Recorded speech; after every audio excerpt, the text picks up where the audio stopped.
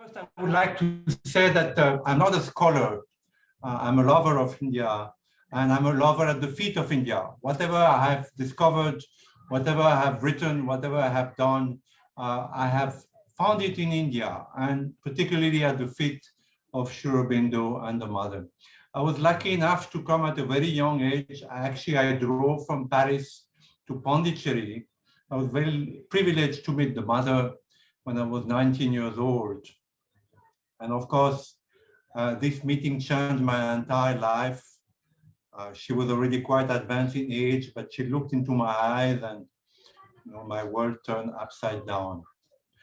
And after that, of course, I felt that India was my home, that I had come home. I lived 7 years in the Sri Aurobindo ashram. This is where I met Sharamai and many, many other young ashramites who have remained my friends up to today. And I started reading Sri Aurobindo, of course. Before I became a journalist, before I became a journalist, I started reading Sri Aurobindo. And the foundation of the very foundation of my political writing was, of course, Sri Aurobindo, and remains Sri Aurobindo. Now, when I started going out as a journalist, the mother passed away in 1973, November 1973. For many of us, for me particularly, it was an immense shock. When the guru goes away, they say that the guru is always present, no doubt. But when the guru is on earth in a physical body, it is something very special. The notion of the avatar, as explained by Sri Aurobindo, is something absolutely unique. Nobody else in the world has explained it that way, that the divine manifests himself or herself at different times, using different names, using different scriptures, whenever humanity is in peril, whenever humanity needs upliftment. I can't say I was knowledgeable about India. I had read Sri Aurobindo, I had met the mother, I had the grounding, but nothing replaces having first-hand experience of India. And of course, whatever experience, there was always Sri Aurobindo in the background, in the background of my mind. When I started covering, I'm a political journalist, so today my talk about Sri Aurobindo is mostly going to be political. I hope that you will forgive me for that, because there have been so many talks about Sri Aurobindo's philosophical work, spiritual work, poetic work, that I need not, re-say what has been done and said many times. So my talk is mostly on political Sri Aurobindo. Now, when I started looking at India, particularly when I covered Kashmir, in the early 90s, I covered Kashmir extensively, and I reread Sri Aurobindo. What I saw in Kashmir made me reread Sri Aurobindo. And I discovered that Sri Aurobindo was a revolutionary. Actually, things that he said 100 years ago, 120 years ago, are still relevant today in terms of Kashmir, in terms of education, in terms of politics, in terms of sculpture, of painting. He has written a book called The Foundations of Indian Culture. I think it should be the Bible of every student of India, every Indian student and every Westerner who wants to study and understand India. There is no, as you know, the Foundation of Indian Culture was written because a British journalist, Mr. Archer, wrote in a very disparaging way about India, that there was nothing much of interest and importance in India. He is not the only one. Many others, Westerners, have written this and continue to write this. And Sri Aurobindo wrote a book in response to Mr. Archer, showing that in every field, from arts to politics to social life, India had sought the very foundation of what was and what should be in the future. So today, when we look at the India of today, we need to go back to Sri Aurobindo's vision. Now, I want to start with Sri Aurobindo. I want to do a flashback on Sri Aurobindo's revolutionary work, because a lot of it has been buried underground for good and bad reasons, because the human mind doesn't understand that violence can also be dharmic, that sometimes the Bhagavad Gita says it very clearly. I think Lord Krishna said it very clearly, that when your country is in danger, when your borders are in danger, when your women are in danger, when there's danger of the soul of your country being trampled upon and killed, violence can be dharmic, violence can be, justified. And I think Sri Aurobindo understood that at some point when he came back from England, thoroughly westernized Indian, but of course with the soul of an avatar. He slowly, came to terms to the fact that non-violence and the policies of the Congress of those days. As you know, the Congress was founded by a British man, Mr. Hume. And so the idea of the Congress, and I think it's still true today, the idea of the Congress was, okay, let us get some, freedom of thought and some, little bit of power, but the power remains with the white man, with the British. And Sri Aurobindo thought that, he fought against the moderate Congress so much. And he thought that at some point he understood that violence may be necessary to throw out the British. This was before, he took refuge in Pondicherry and started his work of the supramental. Now, his brother Barin Ghosh, in the house of of the father of Sri Aurobindo and Barin, which was then in the suburbs of Calcutta, in northern Calcutta, started making bombs and revolvers and printing pamphlets against the British. There were bombing attempts, some of them that failed, some of them that succeeded but killed the wrong people. I will not go into that. So Sri Aurobindo was a true revolutionary. Today we see in Indian history books and the official history of India that the whole credit for the Indian independence is given to the Congress, to Nehru and Mahatma Gandhi, but actually, the early 20th century, Sri Aurobindo and Tilak and a few others, they threw the foundation of the Indian independence.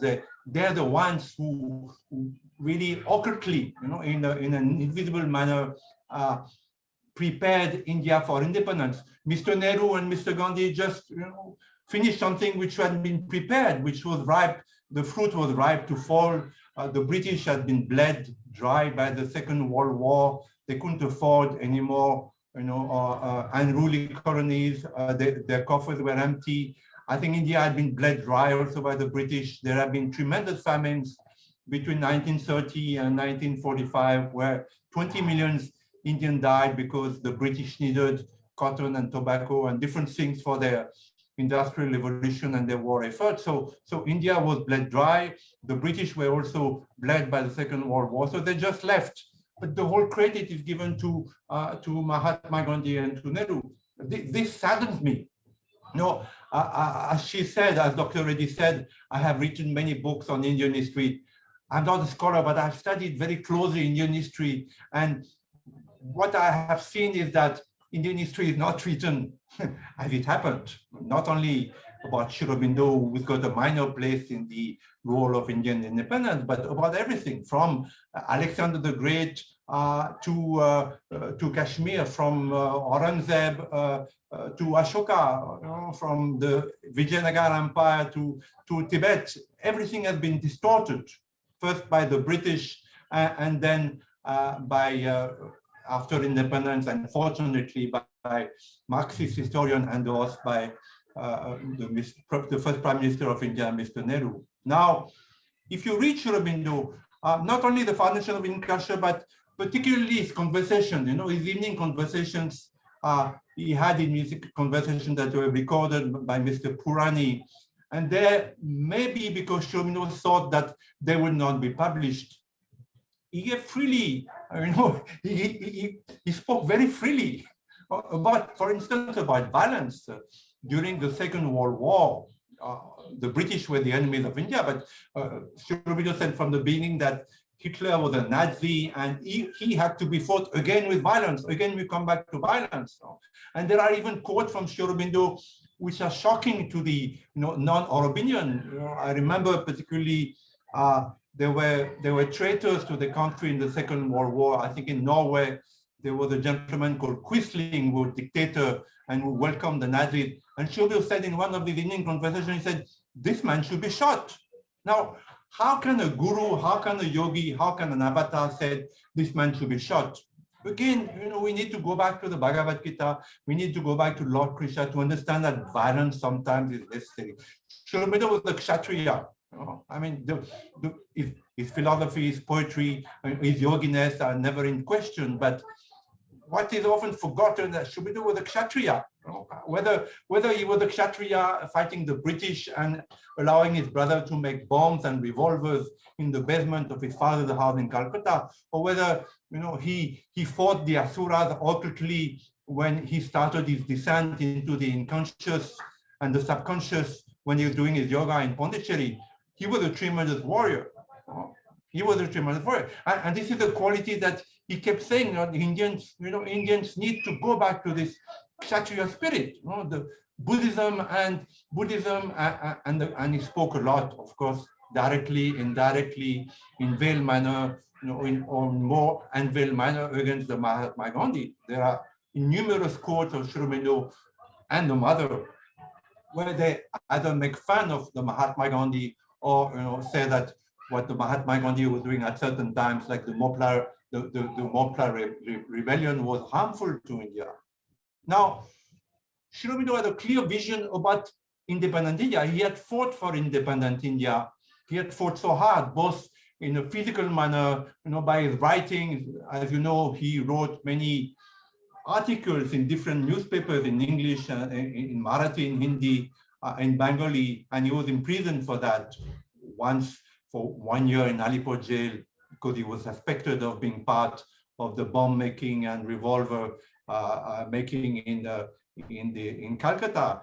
And another time he was again to be arrested and he fled to Chananagar and then Pondicherry. He spoke extensively about what independent India should be, both officially in his writings and officially in his evening conversation with different disciples. He had a very clear vision, and he himself had shown the way that he was an Indian who was sent to the West, who assimilated the best of the West, but when he came back to India, understood the sacredness, the ancientness, the holiness of so many things that were Indian. The past, the glorious past of India, Aurobindo never rejected. On the contrary, he said we need to assimilate the best of Western culture, but retain our roots in the past. And fortunately, in 1947, Mr. Nehru turned, his back to the past. Again, I don't want to accuse Mr. Nehru that was for good and bad reasons. He thought that socialism, and making dams and closing down, religious institutions and, exposing the Marxist policies, which in those days were still in fashion, would make India a great country. But when we look at India today, in different fields, in politics, for instance, let's start with politics. Now, India, we say that India is the greatest democracy in the world. It's true, but at the same time, it has been hijacked.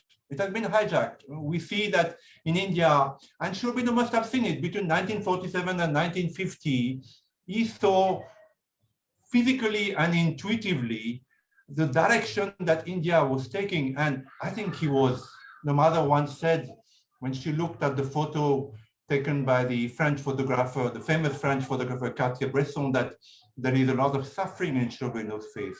I think in the last years of his life, though he was in the supramental, though he was beyond suffering, he was beyond negativity, he still must have suffered, like the Christ suffered when he was crucified, to see the direction that India was taking.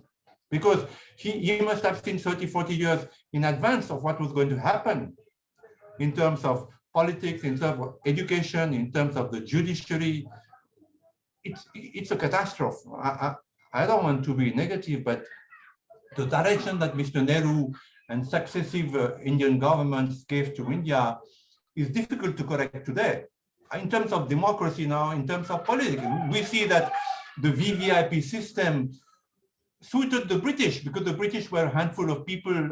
They were in Calcutta, then in Delhi. There were not that many, but they had an absolute might. They ruled over, I don't know, in those days, 450 million people, a handful of Britishers.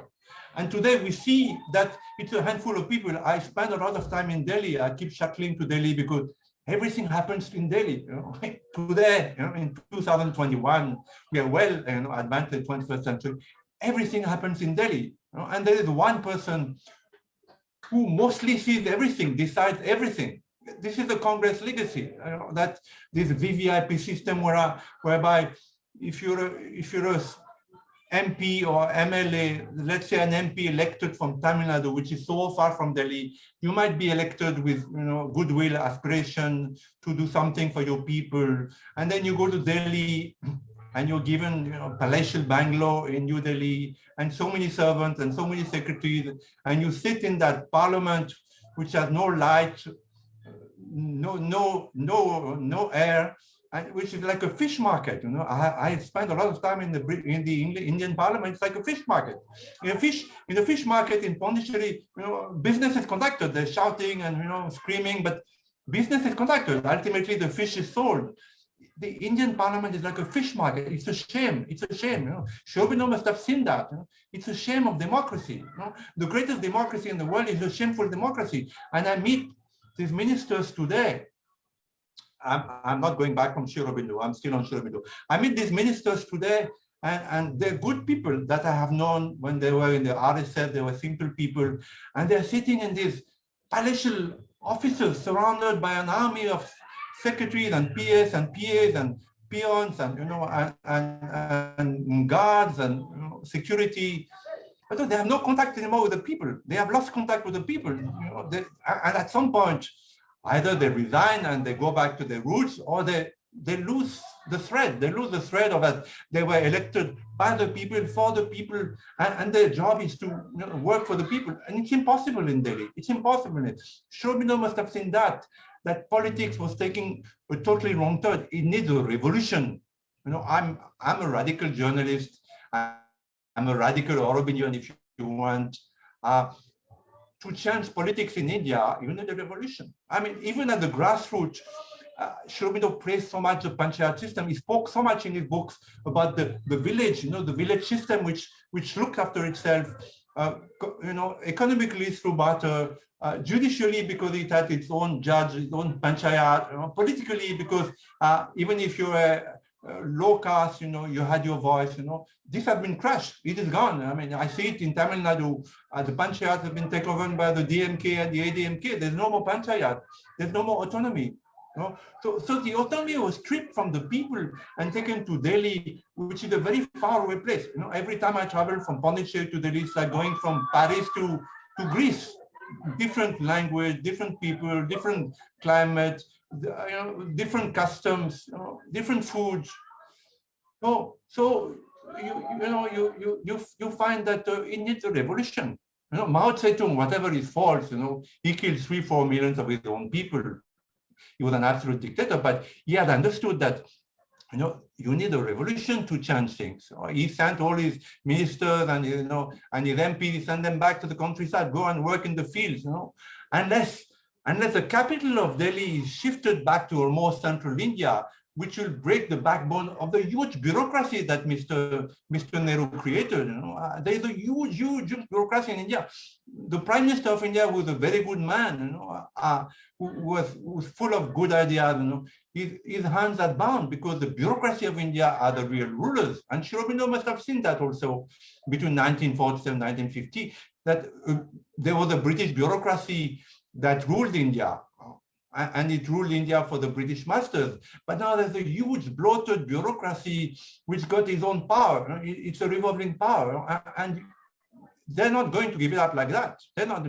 So unless there's a revolution, Delhi is the capital of babus, of high bureaucrats who speak good English, smoke the pipe, read Shakespeare, of diplomats, who have no idea about the real India, about that rural India that so many of us know and love, of the common Indian people who have in their genes this tolerance, this acceptation of the diversity of the divine. When I started as a journalist and I went away from the Pondicherry ashram where I spent 7 years, and from Auroville where I spent another 3-4 years, I discovered that the Indian people, they live Sri Aurobindo more than the people in Delhi. I started my political career, my journalist career as a photographer, and I did a feature in Kerala on Kalaripayat, which is a very ancient martial art, which went to China with Buddhism, also Japan with Buddhism, blended with some local martial art and became Kung Fu and Karate and so many other things. So I saw these masters, karate masters in those days. I'm talking about the 80s, early 80s, mid 80s, karate masters, which were village people, and they had this knowledge in them that Sri Aurobindo spoke about, this understanding of the divine, understanding of the avatar, what is karma, who am I, what happens when I die, why I need to do dharma. So these people have it, and I think there are still many people who have it in the rural India, in their genes naturally, but in Delhi it is gone. Now let's come to education. This is one area where Sri Aurobindo was very strong about. He was very strong about the need of education, and when he passed away, the mother took it up, and in the ashram school and later in Aurobindo, she tried to put into practice what Sri Aurobindo had said about education, that life is an unending education, that nothing can be taught, it is there in the children, it needs to be woken up in the children through different methods. She put it in practice. Now, if you look at education today in India, you are just making, the biggest brain drain in the world, because you're not teaching anything Indian.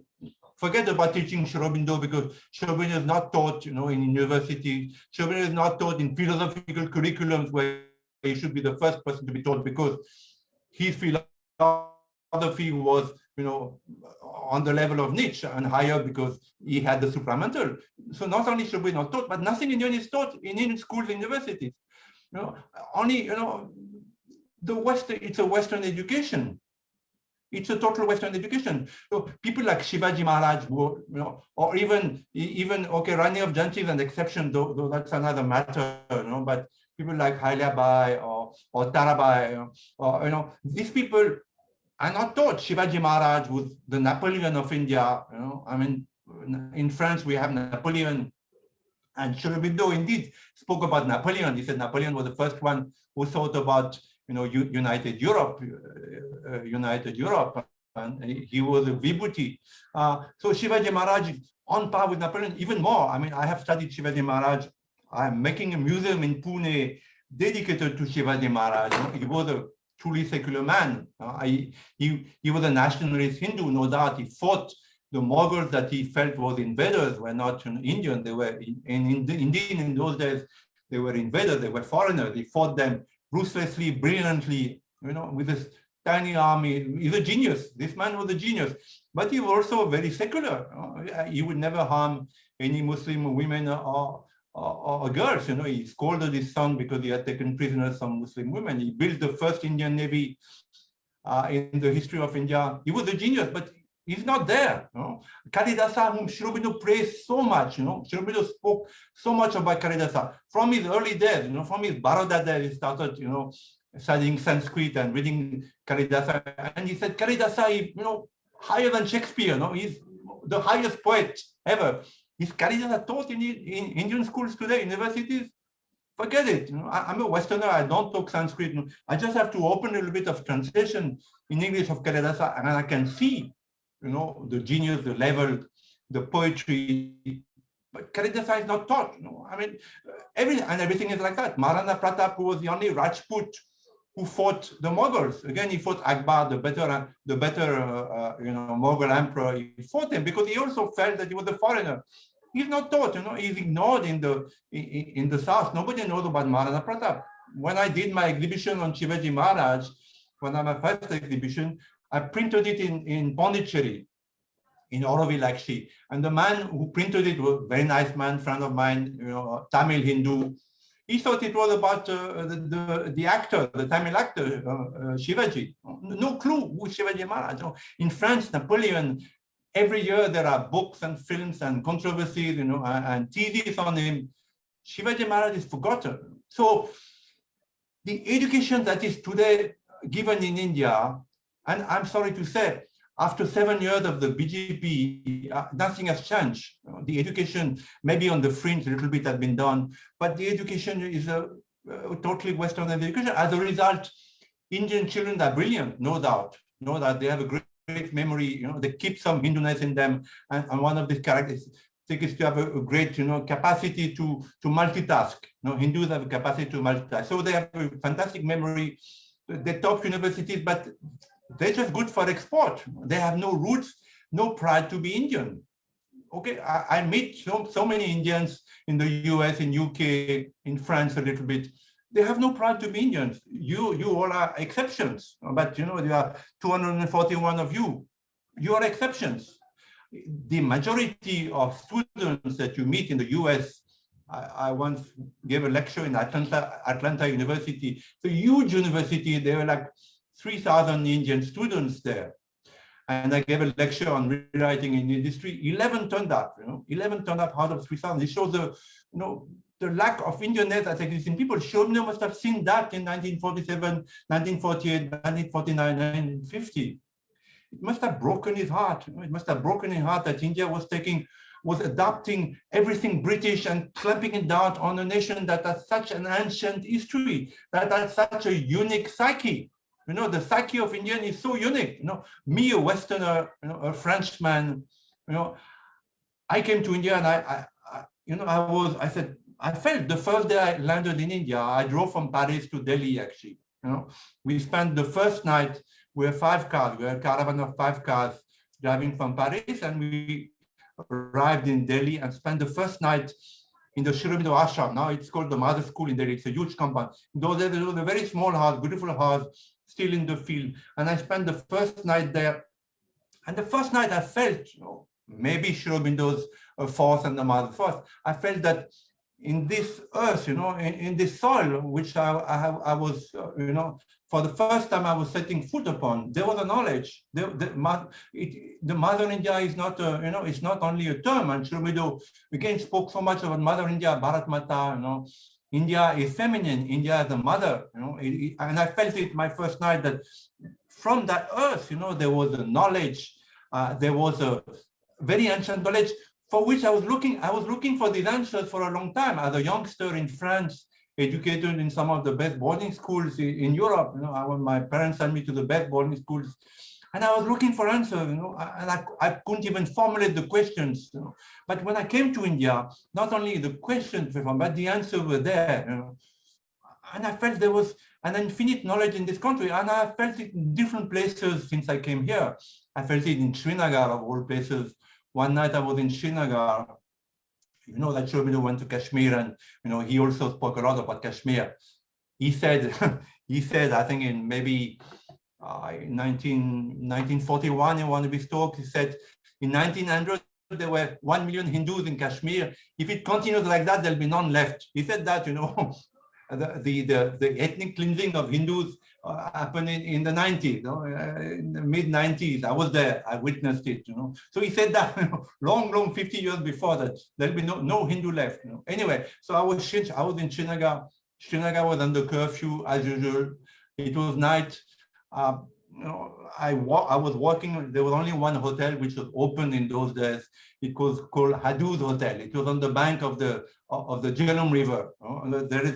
There is a big earth bank so that the Jhelum doesn't come into Srinagar. So I was walking there, not too far from the hotel, hearing gunfire and grenades. In those nights, there were a lot of gunfire and grenades fighting, and I felt again, that Kashmir is India needs to keep Kashmir, not only because strategically it's very important from a strategic point of view, but because that knowledge is there. Millions of sadhus, gurus, of avatars, Swami Vivekananda, they went to Kashmir, they meditated, they left something in the soil of Kashmir, and I could feel it that day.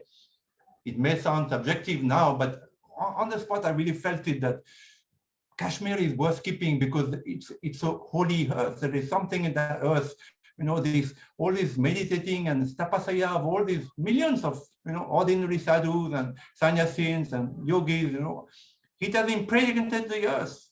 So education. I see today, and I know a lot of ministers because I defended the BJP. I always felt that the BJP government, the BJP people, in those days it was Mr. Advani and Mr. Ansh Doshi, they were my friends. I'm talking about before Ayodhya, before the Babri Masjid raising, I knew them, they were my friends, I'm still in touch with them today. And I felt the BJP was the better party to come in power because the Congress was just espousing everything that was Western and British. The input that Mr. Hume, the founder of the Congress, put, it's still, you can see today still that this attraction for the white, I'm a white man, I shouldn't say that, but Sonia Gandhi, whatever her qualities, because I believe she has qualities too, symbolizes this fatal attraction to the white people that the Congress has, and has never lost. So Sri Aurobindo spoke so much, about education, the need of education, and the BJP, whom I wish to come to power and which came to power. And of course, it's a tremendous change, for the better for us who are lovers of this ancient spirituality, who are defenders of Sri Aurobindo. It is a million times better than the Congress, no doubt, but still, they're in shackles, they're in shackles because not only what I said about Delhi, being so far from India, surrounded by the entire VVIP system, Mr. Modi must be the most protected man in the world. So, and COVID added on, unfortunately, COVID, I will talk 5 minutes about the hour of God, at the end of my talk. But COVID added to the isolation of Delhi and of Mr. Modi, cutting them more from their roots, from the people who elected them. So not only the BJP is in shackles because of this VVIP system, but also because if they do anything, there'll be a revolution. When Mr. Ansh Doshi tried to introduce the singing of Vande Mataram, I'm talking about, I don't know which year it was, maybe 2010, 2011, I forgot. There was such an outcry, but the more time passes, the more minorities in India become, unfortunately, more radical, more radical. So anything the BJP is going to do to reform education is to provoke such a huge outcry that the minister, the education minister, I met 4 of them. I met Smriti Irani, who was a very, dynamic woman, a bit authoritarian, but dynamic, Then I met Mr. Javadekar, who was a very good man. I knew Sri Aurobindo. And then I met the last one, Mr. Pokhriya, also a good man, maybe less efficient than the others. And I met recently Mr. Pradhan, who seemed like a, sincere man and also a devotee of Sri Aurobindo. They cannot do anything because, if you put, for instance, Hatha Yoga, Hatha Yoga comes from India. It has flooded the world. Hatha Yoga today, every Hollywood star practices Hatha Yoga. In America, out of 5%, 3 or 4 practice Hatha Yoga. It's taken the world by storm. They come from India, come from the Hindu. Now, if you introduce Hatha Yoga in schools, minorities will scream, oh, Hindus, saffronization of school, Yet Hatha Yoga is a universal tool. If you take pranayama, Sri Aurobindo practiced pranayama intensively for many years, and he said that it allowed him to write freely, it gave him so much power. Now, pranayama is a very secular thing. Breath belongs to everybody. Sri Ravi Shankar, one of the contemporary gurus, I said, there is no religion in breath. If you're a Muslim or Christian or Hindu, you're breathing the same air. So if you practice pranayama, and pranayama is very powerful. I practice it myself, another journalist covering many places of danger and of strife, like Sri Lanka in the times of LTT, or Kashmir in the times of the ethnic cleansing of the Hindus, or Afghanistan, or whatever, Practicing pranayama gives you, a little bit of calmness, intuition. If the BJP introduced pranayama in schools, and I think it should, there are pranayama exercises for children which are wonderful. In a playful manner, you teach children, like the breath of the lion or the elephant, that breathe up and down, or the staircase, you breathe up and you breathe down. Very, very simple, playful pranayama exercise for children. There'll be an outcry. So the spiritualization of education, of which Aurobindo spoke so much, will it ever happen? Again, you need a revolution. Again, you need a revolution because the BJP is doing it at very homeopathic dose, and homeopathic dose is not going to work. It's not going to work, because up to now, up to today, up to the moment I speak, the Indian student that comes out of MIT or any university, forget about JNU, even university like Ashoka University, which is supposed to be a more BJP introduced university, just, good for export. They're just good for export because they have no root in their culture.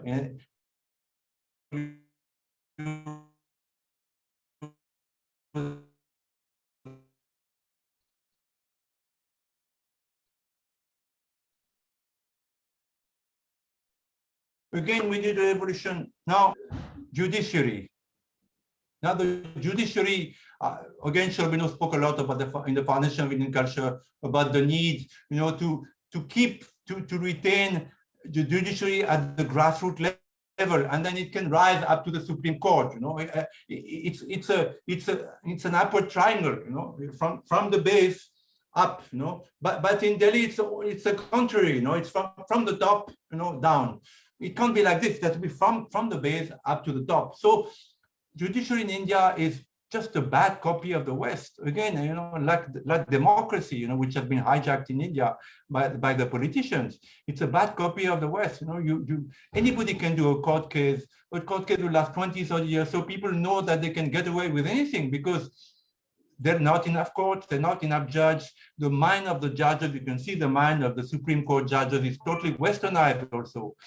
Secular, in the wrong sense, in the bad sense, westernized, secular in the sense that it is westernized. So judiciary is bogged down in India. It's a catastrophe.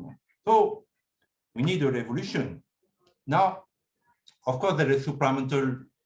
In my days, when I was a student in the ashram, we used to talk the youngsters about the supramental. The mother was there and the supramental was very near. We saw that maybe not we would be supramentalized, but definitely the mother was supramentalized, and the immortality was at our door. Now, we need the supramental, we need the divine grace, we need the hour of God. And this is how I would like to finish my talk. Give me 5 minutes to talk about the hour of God. Now, the hour of God is a very powerful, it's a mantric, all of you must have read it. It's a mantric reading. If you read, I have read it 100 times, I have it here with me. You can read it 100 times, it is so powerful. So what does Sri Aurobindo say in the hour of God? He said that basically there are moments when the breath of the Lord is upon our waters. And in these moments, even a little effort produces great results. I think at the moment we are in one of these hour of Gods. I believe that even the COVID is a manifestation of that hour of God. The COVID, of course, is bringing tremendous hardship, suffering, economic suffering for so many people. I see it in France, I see it in India. Dying, of course, but the dying is nothing compared to people who die of cancer or heart attacks or road accidents. It's minuscule compared to that, but okay. But the COVID is an instrument for change. So I believe the COVID is part of the hour of God. I believe that, of course, the advent of Mr. Modi, he's the best Prime Minister in India. This is not a political talk in the sense of preaching for one party or the other, but from a rational point of view, from a working point of view, Mr. Modi is the most hardworking Prime Minister that India has seen, and he's the one who looks to be the most selfless. He works for India, not for himself or his party. We have seen in the history of India that most politicians either work for themselves, or for their families, to make money for 2-3 generations, or at the best for their party to put, money, black and white, in the coffers of their party for the next election. Because in India, you need to have an eye on the next election. This is also an hijacking of democracy. Every month there's a different election here and there. So instead of governing India, you spend your time thinking about winning elections, which is, in my opinion, a great waste of time. So I believe in the moment there is an hour of God, that COVID is part of the hour of God, that the advent of Mr. Modi and the BJP in Delhi is part of the hour of God, and that it is a moment, as Sri Aurobindo said, that where India can make so much progress. Now, one of the visions of Sri Aurobindo and Swami Vivekananda and so many others is that India will become the spiritual leader of the world.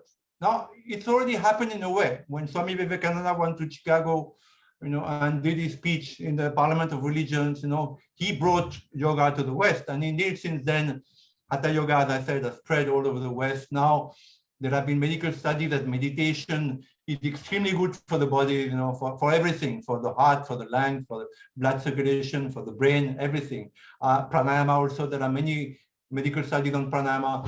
Ayurveda now, this very ancient knowledge, medical knowledge, the most ancient medical system still in practice in the world is coming to the West. I've written a book on Ayurveda in French, and it's doing fairly well in France. So it has started, but for India to become the spiritual leader of the West, first India needs to become a powerful nation.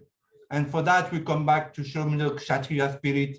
India has lost the spirit of Kshatriya. We see it with China, you know, China is India's enemy.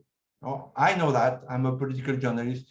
The army knows that because it is their duty to defend India, but many people don't, the Indian politicians don't seem to know that at every turn, whether it is Afghanistan, whether it is Nepal, whether it is Sri Lanka, whether it is Kashmir,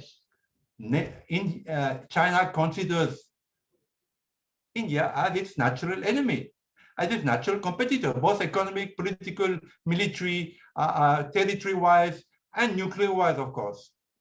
But we see that in India, you know, in this hour of God, when one needs to be bold, whether it is education, the revolution that we need in education, whether it is the revolution that we need in reforming Indian politics so that we have a true politics that, you know, mirrors the will of the people of India. And that is the will of people of India.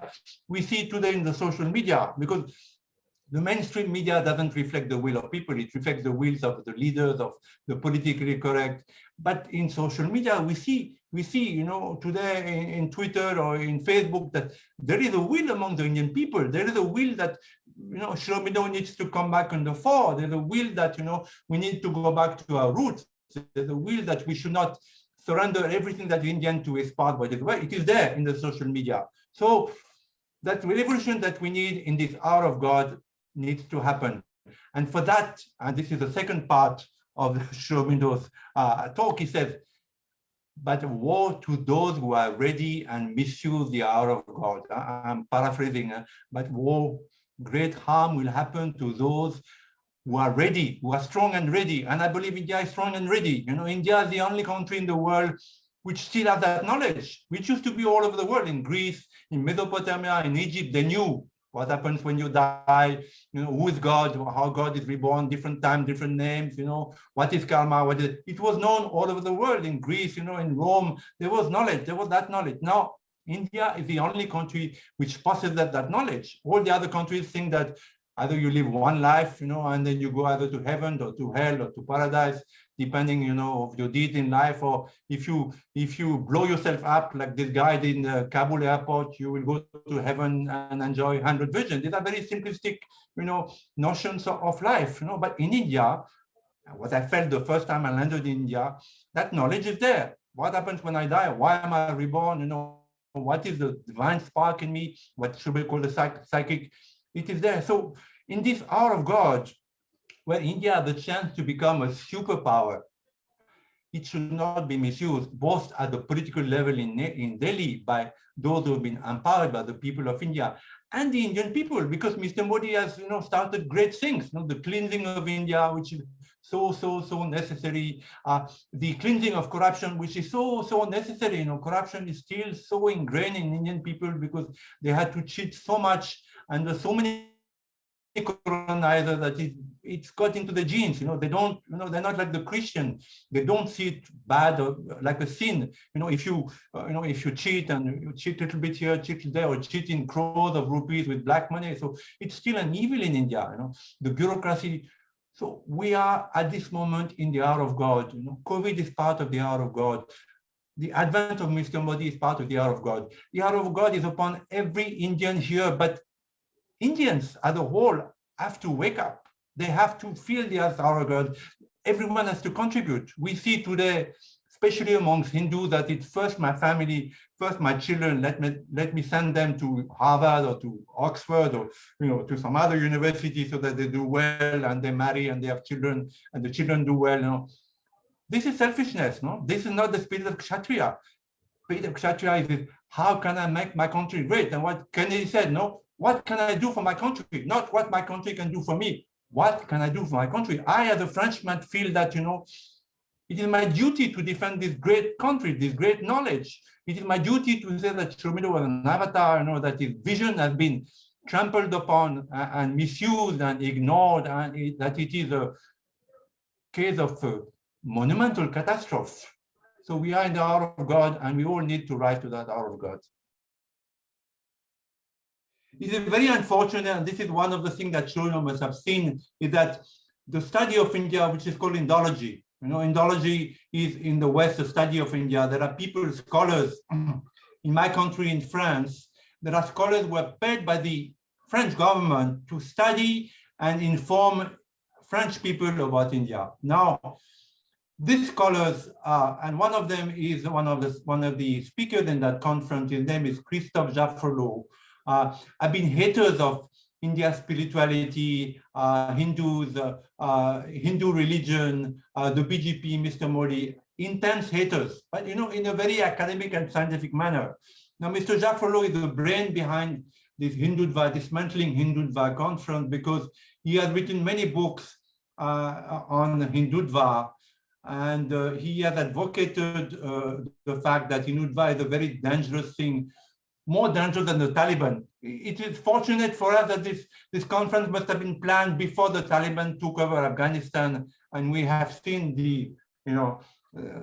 it's been a catastrophe at every level. So this conference comes at the wrong time for them, and they're exposing themselves, because nobody can say, even if they're most anti-Hindu, anti-Modi, anti-BJP, nobody can, say with a right mind that Hindutva is as dangerous as the Taliban, though the comparison has been made many times. So one of the reforms that needs to be done, and I'm working on it actually, I've been working with the past education minister, and I also met Mr. Pradhan, is to reform Western Indology.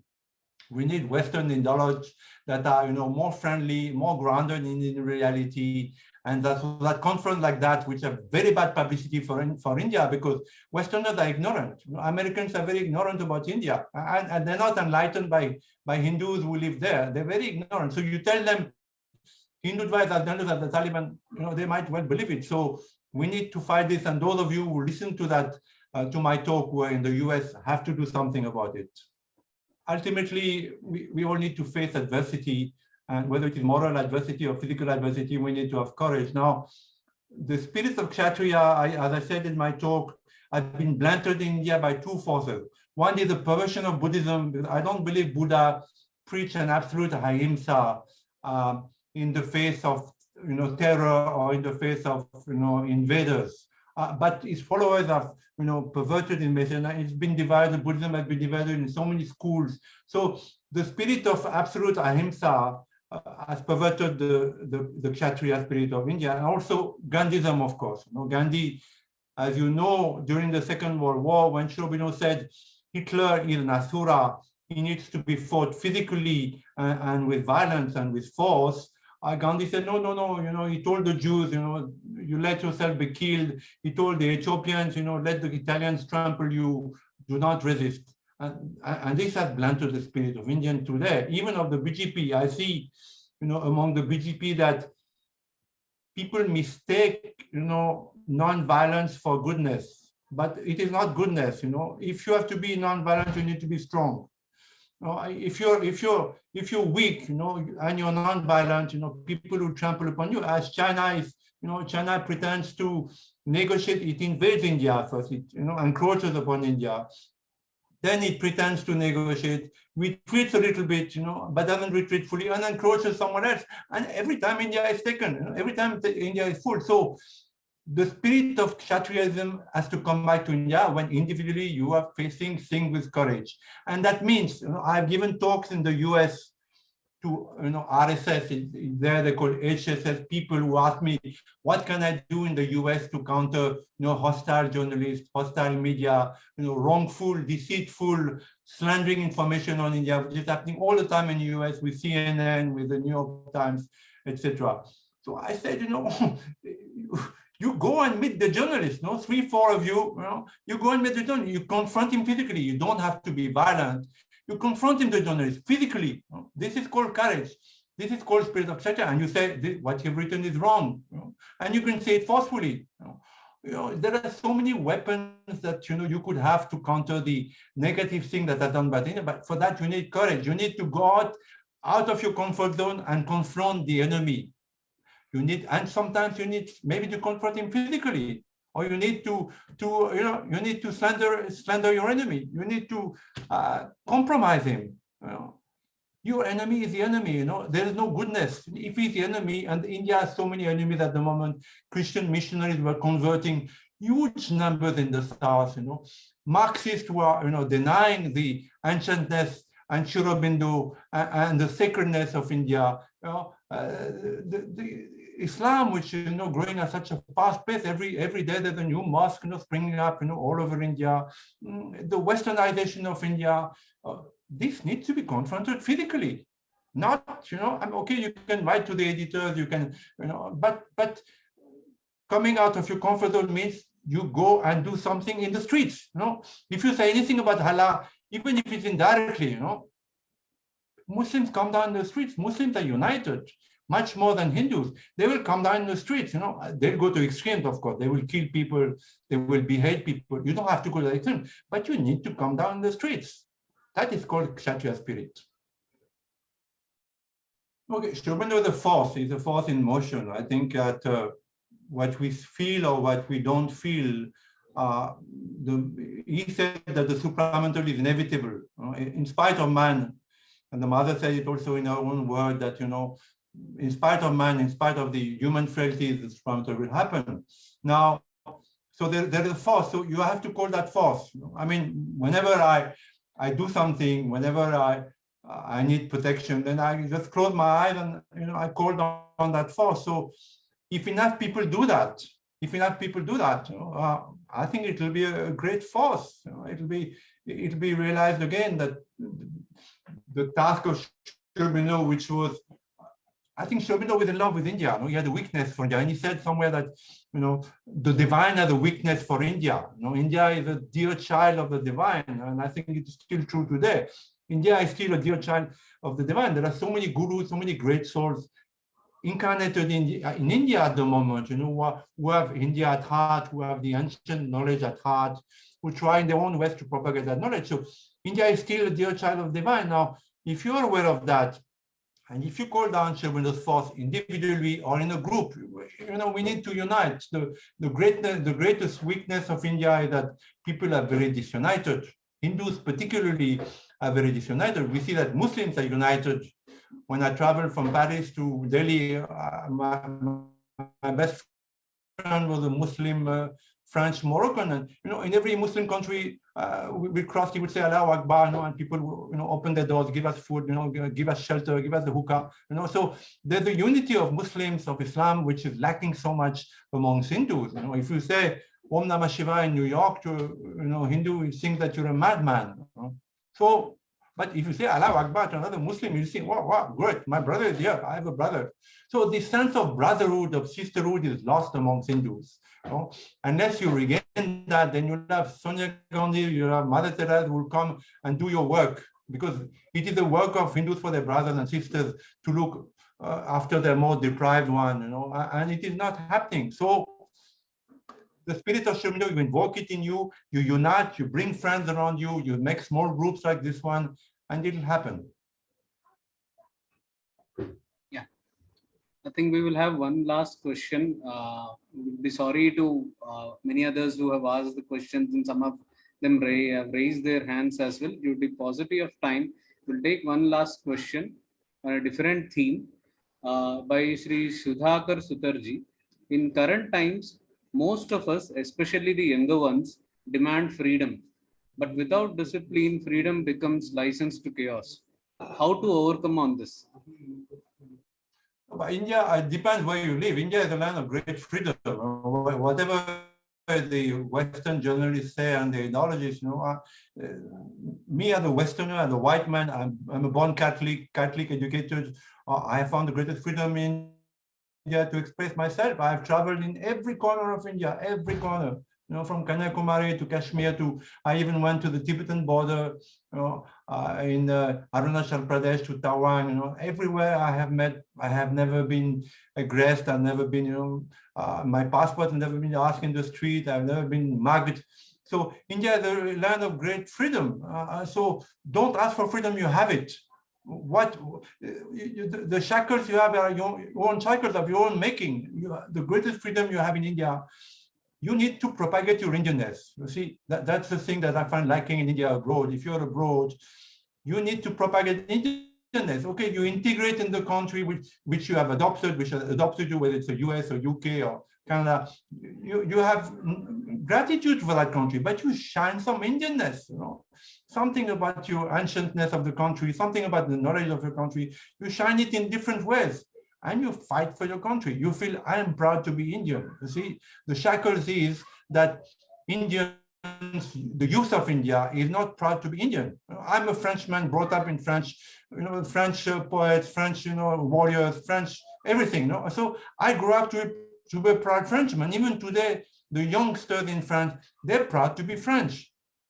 But in India, you're never proud to be Indian. So unless Mr. Modi can't do it for you, unless you start being proud to be Indian and you defend your Indianness, you spread it, not only you spread it, but you defend it when it is attacked. As a Kshatriya, if you do that, great things will happen. Thank you.